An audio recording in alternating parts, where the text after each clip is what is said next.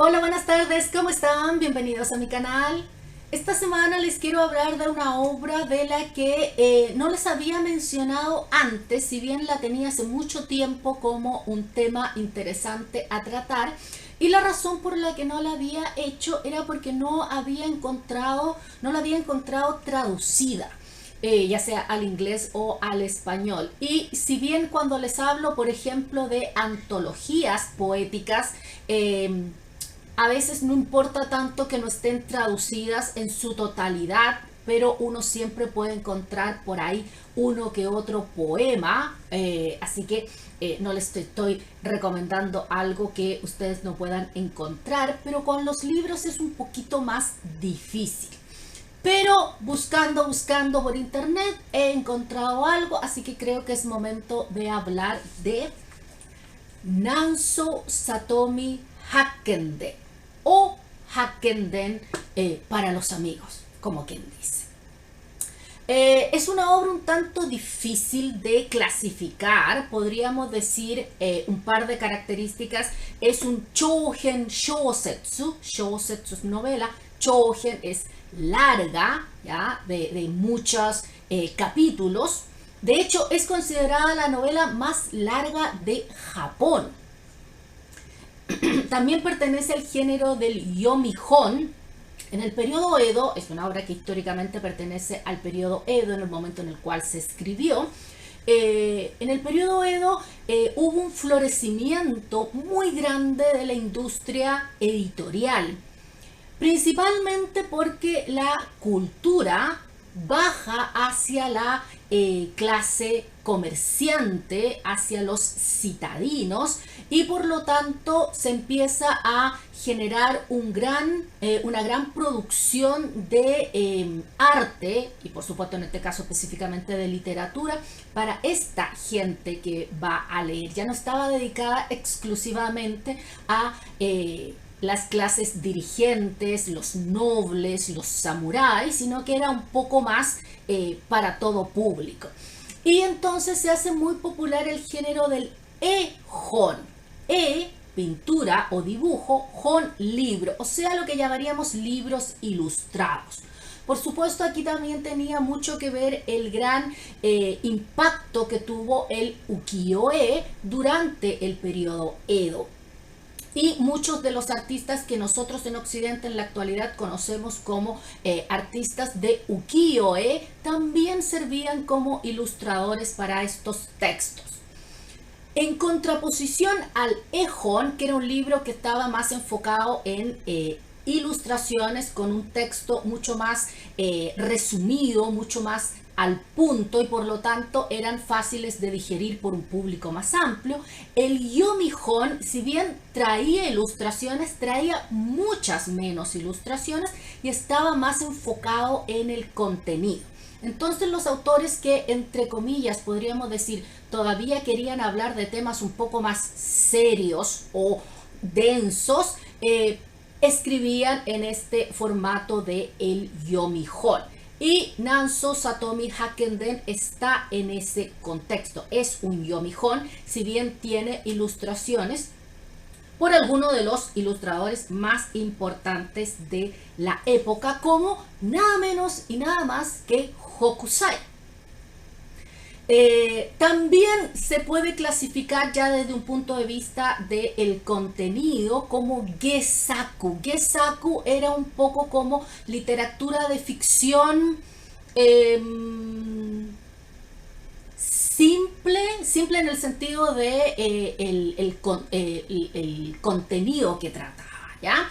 Pero entonces hoy día vamos a hablar un poco de esta obra y por supuesto les voy a decir cómo la pueden leer y qué pueden leer en inglés o español.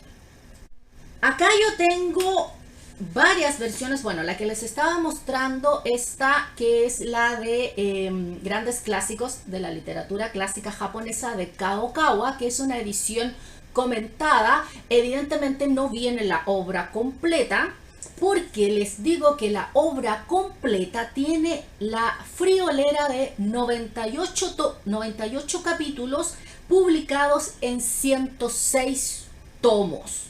Y estos tomos se publicaron en un periodo de 28 años, desde 1814 a 1842. Es una de las novelas que tienen el periodo de publicación más largo dentro de toda la historia literaria de Japón.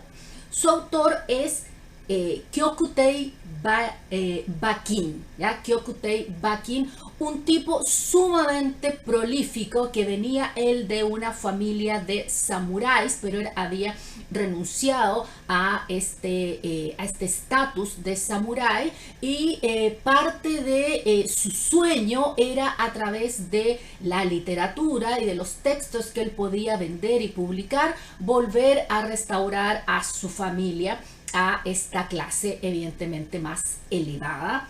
Spoiler alert, no lo logra. Así que él tiene una bibliografía impresionante. Publicó muchísimas cosas, pero probablemente por la que es más conocido es por esta que yo les decía, Hakkenden. Acá tengo otro que encontré. Este es una edición en la cual viene por tomos, obviamente no en 98 tomos, y viene con una escritura un poco más como para alumnos de secundaria.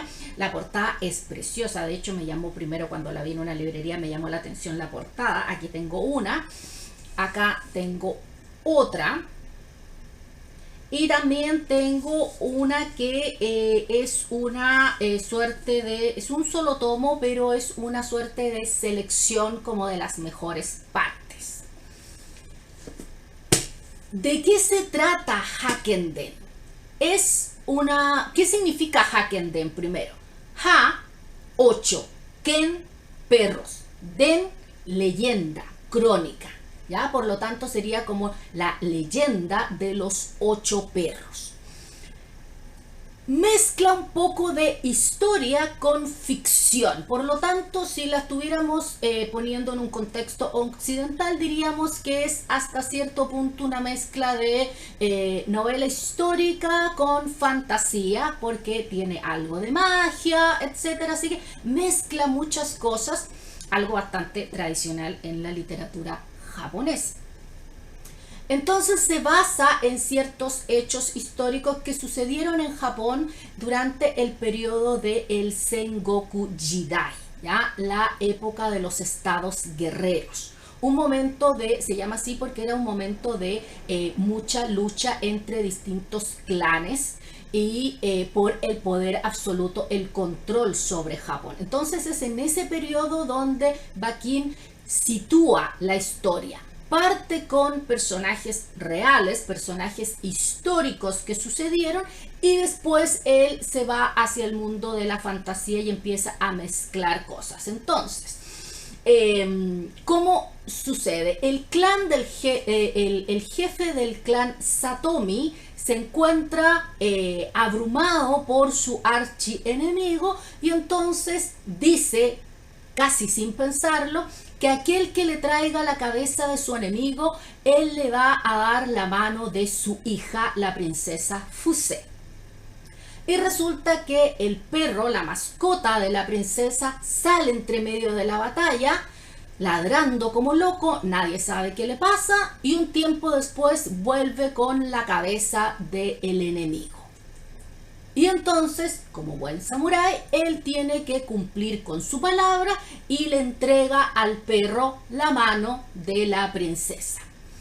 Por un montón de situaciones que ustedes tienen que leer para saber si se explican o no, la princesa queda embarazada y al morir se encuentran en su vientre que salen 8 cuentas de estos rosarios budistas.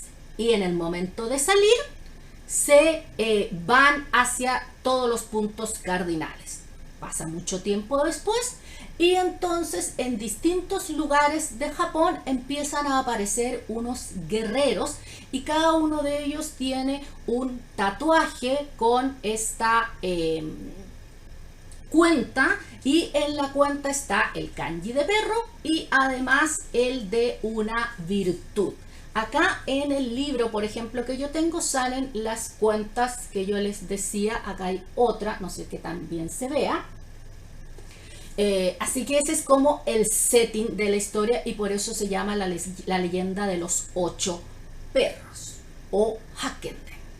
Muchos estudiosos dicen que en realidad, y por eso que esta novela se pone en el, si bien su mismo autor decía que pertenecía al género del Gesaku o esta literatura más comercial, más hacia el público general, pero en realidad muchos opinan que pertenece al género del Yomihon, de estos libros un poco más serios, porque su autor hasta cierto punto podríamos decir que pone dentro de la historia un enfoque muy importante en los valores, no solo de la clase samurái, sino en los valores del confucianismo.